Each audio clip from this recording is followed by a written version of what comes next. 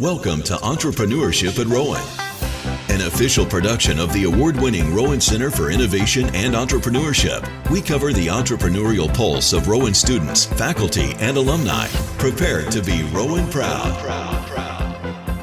Hello, Rowan community. My name is Ashley Kulikowski, and I'm your host for Season 3 of Entrepreneurship at Rowan. We are excited to have current Rowan grad student, Bob Patterson. Bob is the founder and CEO of High Plasma. I've had the pleasure of getting to know Bob, and now I'm glad all of you do as well. Welcome, Bob. Yes, Ashley. Thanks so much for having me. Share with us what you're going to school for as a graduate student at Rowan University. Yeah, so I transferred to Rowan when I was maybe 25, 26 years old. I transferred as like a non-matric. It's basically like transferring into the university without declaring a major. So I took some just non-matric one-off classes, chemical engineering, trying to get back in the swing of things, and eventually transferred full-time, graduated with my bachelor's in chemical engineering May of last year, 2021. And then I've been in the workforce for about 18 months as a process engineer for a company where I'm sitting in the office now, and just started graduate level courses so far. So currently I'm taking chemical engineering grad class, just like a thermodynamics. So you are, yes. So you are a grad student in engineering, right? So when Correct. It comes to your company, High Plasma, this is awesome. So for all the listeners right now, whether you're a grad student, current student, you can start your own company. And that's exactly what Bob did. He started High Plasma. So Bob, could you share with us, when did you have the first time that you had the vision of creating your company? Yeah, so the first vision, so it was, just real quick. It started from an engineering clinic project. So all the engineers, they have to work on some project, either in industry or whatever. Our project was trying to mitigate lunar dust from surfaces. It was like a NASA project.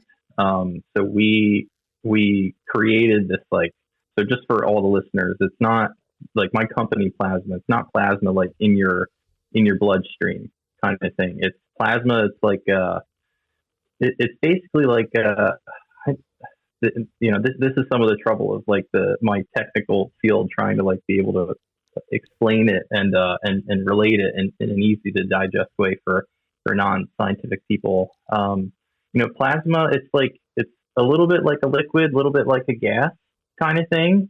And it just has some very unique properties. So the sun, for instance, is plasma, but it's like a really hot plasma. Yeah. Where the plasma that we're creating, it's like the sun's plasma, but it's just a lot colder. So you can touch it. Yeah. Basically what it is. And what does it do? Share with us what High Plasma does. Yeah. So the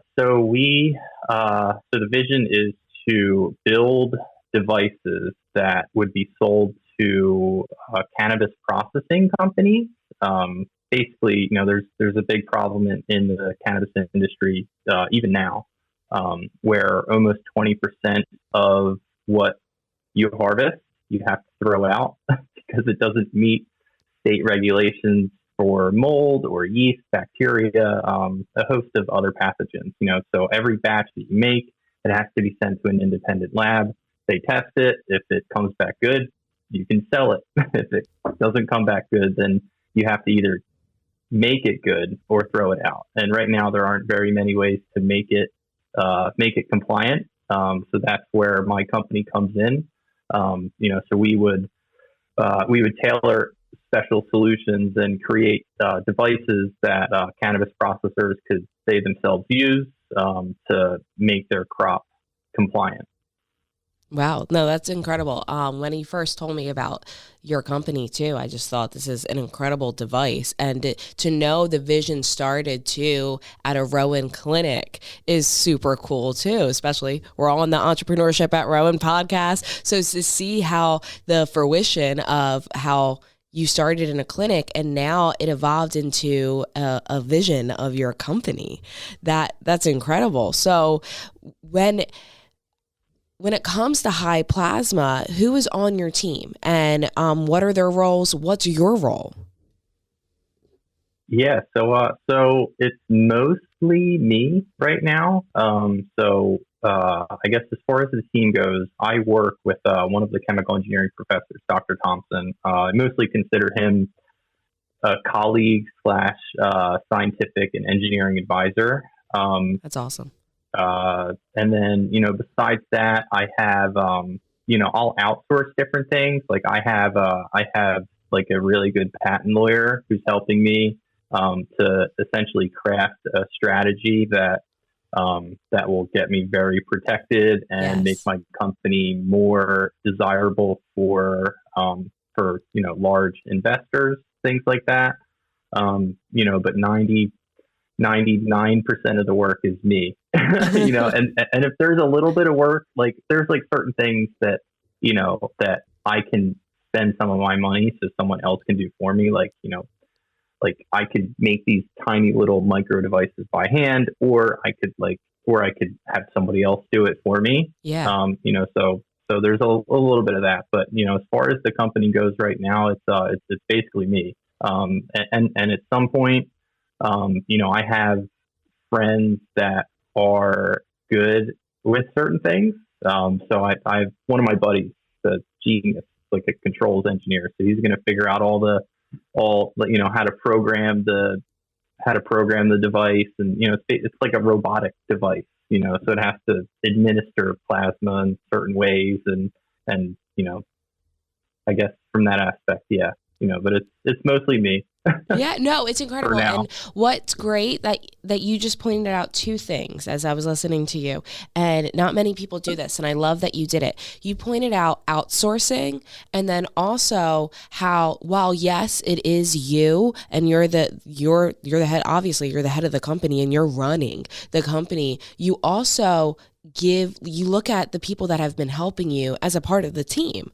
And I think that's really important to know as entrepreneurs, because we do need to know when to outsource. And then we feel alone sometimes, but we're not. We can outsource and gain that support from advisors. Like you have an advisor on your team.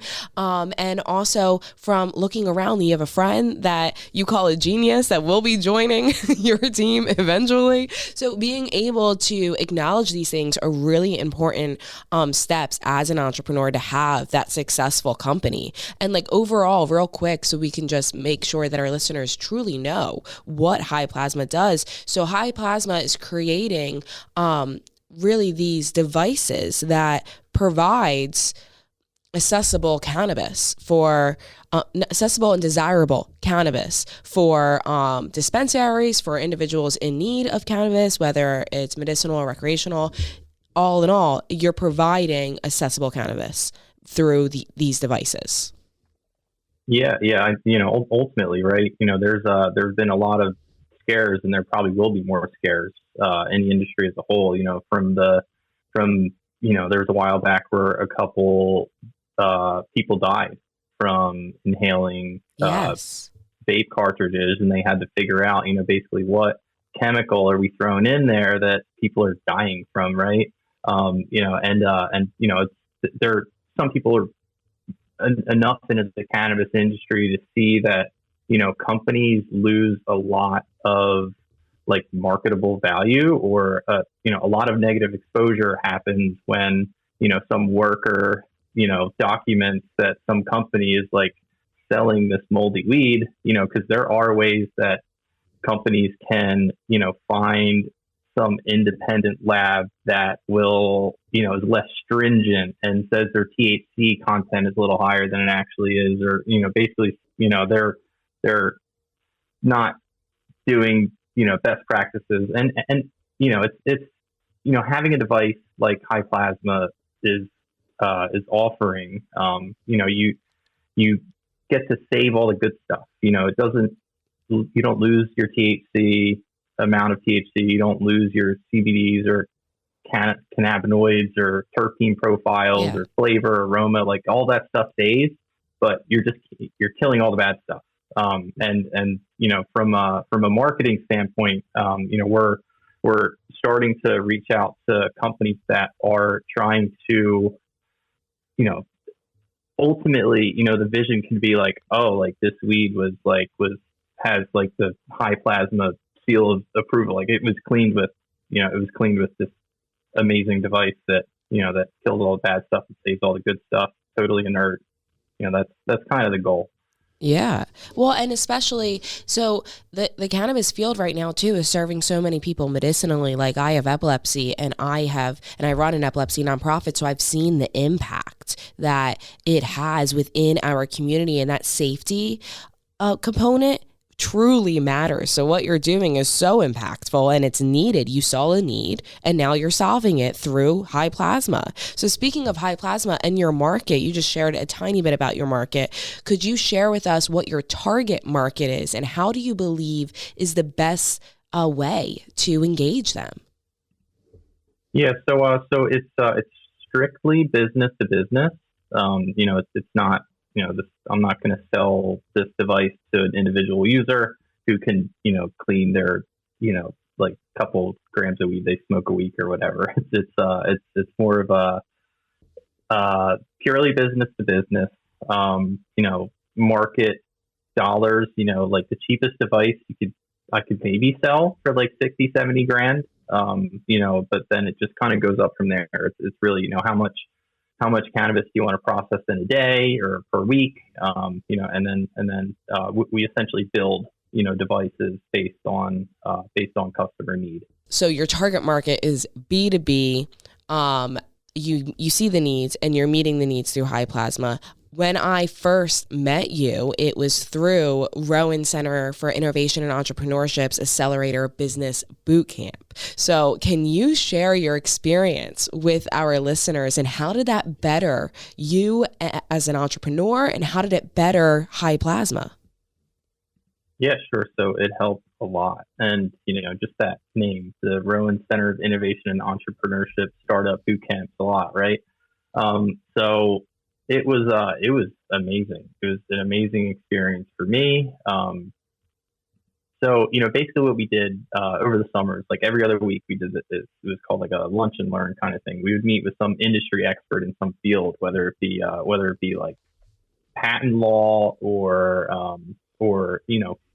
different types of like financing, basically met with some expert like every other week, which was amazing. Yeah.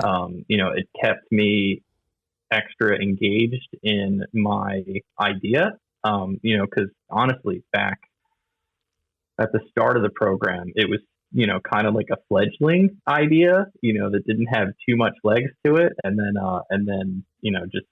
being able to meet with other fellow entrepreneurs, it doesn't really matter what kind of business you're in, just being able to bounce ideas off of each other, being able to talk to lots of experts, hugely helped, shape and refine and optimize, my business opportunities and kind of, really tailor what my message is, tailor what, even things like, high plasma, like, almost the name itself came out of the boot camp kind of thing. Yeah. Very, very highly recommend, almost anything that the Rowan Center for Innovation and Entrepreneurship is doing. I would hop on any way I can, Yes. as far as I'm saying, for other students, and anybody who has access and is listening to this, these types of things, it was massively beneficial to accelerating my business. Yes. And I have to note, Bob is not an entrepreneurship student. He is an engineering student. So yet you're still able to take advantage of these great opportunities, take a part of these great opportunities. It helps verbalize, communicate what your company is. And I remember just sitting there thinking, wow, this is such like an innovative company. Like it's truly meeting a need. And that's what companies are, right? Like as entrepreneurs, we look at people around us, we look at the community around us, we see a need and we want to meet it. And that's what successful entrepreneurs do. And that's what you're doing. So as a grad student now, how would you say Rowan University has equipped you to take that leap of faith and start High Plasma? Yeah, so I guess, with the clinic project, it was, I had all of the resources necessary to learn to teach myself plasma physics. So like Rowan allowed me to do that. Rowan accepted me into their chemical engineering program after I flunked out of Drexel a long time ago. They have and then, I guess from that, that was like a great start. Like I wouldn't have the technical expertise if I didn't get my chemical engineering degree. It's a top-notch school. As far as the Rowan side of it, like besides engineering, I think that I came from Drexel, which was like a school that was like growing a lot. It's like nationally, as far as like its engineering program goes, it's like, it's like higher than some Ivy League schools. And then coming from there to Rowan, I see the same kind of trajectory, but it's less than half the price for like out of state tuition. Like I had to pay out of state tuition. Oh, wow. Yes.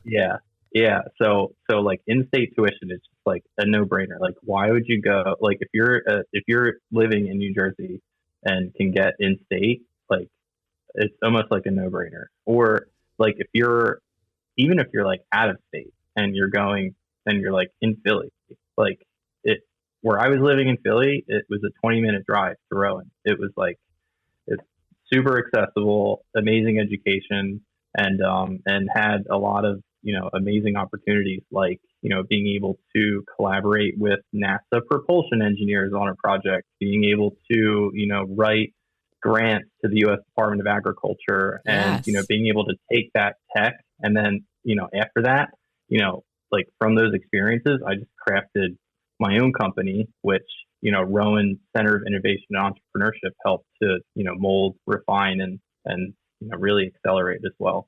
Yeah, I really want to lean into something that you said too. You're sharing how Rowan really has equipped you to start a company and to lead it with confidence. And of course, half the price for tuition is always like it's cheaper than where you were going before, more affordable where you're going before, with quality education that you were seeking for. Speaking of education, you shared that you flunked out of Drexel. And I think that's important to note right now is that I have two questions listening to this. The first one is, what gave you the motivation to start again? And thank God you did, because look at where you are now with High Plasma and with Rowan University. So that first question, could you answer that? What gave you the motivation to start again? Yeah. So I my first couple years at Drexel, so I went there 2008, 2009, like freshman, sophomore, and did super well. It was like a Dean's List student. I was considering like a BS PhD kind of track and that whole thing. And then just random personal issues that you have when you're 19. Most people probably would have been okay with. And I was, emotionally lacking in certain areas, I guess. Just a couple things that wouldn't derail most people derailed me essentially, and I flunked out. But when it came to actually like the chemical engineering aspect, like it's not like I wasn't able to do it. Like I was excelling in classes for a while. I was getting the top grades. Like in the first chemical engineering classes we took, like I was acing the exams when the averages were like a 55. The average was an F and I was getting an A, right? It's not like I couldn't do it, just if I applied myself and then flunked out. But I guess the motivation was one, like I had a lot of debt from Drexel. Like how the hell am I going to repay this if I'm not a chemical engineer? So the motivation, like I tried to go back there. I tried to go back to Drexel. They had me back once, and things went kind of rocky. Then I tried to go back again, and they wouldn't have me. So I went to like a community college for a while, tried to get back to Drexel. That didn't work. And then I guess from there, even like going to Rowan was like a hassle. Like it was not easy to like get into Rowan with like my GPA and different things. So I had to negotiate and haggle and be like, look, like just let me take like 1 or 2 chemical engineering classes. We'll see how they go. Like those went well, and then just like slowly kind of like finagled my way into the school. Rowan wouldn't even like, I couldn't even transfer into the College of Engineering until Drexel gave Rowan official transcripts, which like I still owe Drexel like $13,000. Oh, so they wow. wouldn't do. I had to get pretty funny with that one. So they would email it to a business. So my uncle owns a business in Florida. So I had them mail my official transcripts to Florida, which they mailed back to me, and then I gave to Rowan. So it was a whole runaround experience. It's been a crazy journey. Yeah. But I was like, I was basically what I was doing. I was waiting tables, as a server. I was, working nights, weekends, holidays. I was working for my family business. We sell tile and all things that I don't want to do. It's just like, I was like doing so well as a chemical engineering student. Like, what? So I fought really hard and yeah, eventually made it into Rowan. It's not easy to do full class loads of chemical engineering when you're 28, 29, 30, trying or to like ever. And or ever. Yeah. But it's just, so yeah. So that, but to add life on top of it. Like, yes. Yeah. Yeah. The motivation was just always there. Like I always wanted to be a chemical engineer, tripped up, once or twice when I was younger and didn't let that stop me. If you could give one piece of advice to our listeners who are maybe on the idea stage, they may have not even come up with an idea yet, but are interested in entrepreneurship, what would it be? I know that I wouldn't be able to live with myself 5, 10, 15 years down the road if I didn't at least give it a chance. So if you're in that mode of like, I don't know if I should, but maybe this could make a huge impact and AKA, potentially like make me a lot of money, then like, why not do it? Like what's holding you back? Like in my situation, like, taking graduate courses. I have like more than a full-time job, like just got promoted, 18 months in, I'm engineer 1 to engineer 2, which doesn't happen too often. Oh, like that's that incredible. Quickly. I got a baby and I'm still doing it. Like it's not stopping me from at least giving this idea, a proper chance. Thank you, Bob, for joining us. Is there anywhere that people can look up a website, social handles, email? How can people connect with you and learn more about High Plasma? Highplasma.com and Bob at highplasma.com. Pretty simple. Thank you, Bob, for joining us. You guys heard it here, how to contact him on his website, on his email. Of course, always continue coming back to Entrepreneurship at Rowan podcast to learn from other entrepreneurs, student founders, Rowan alumni, and we will see you next time. Have a great day. Thank you for listening. Rowan is proud to be an official knowledge hub of the International Council for Small Business. Our AACSB award-winning entrepreneurship programs challenge students to solve real problems in bold and impactful ways. If you're interested in supporting entrepreneurship at Rowan or want to get more involved by hiring an intern, speaking to a class, or being featured as a case study, contact us at rcie@rowan.edu.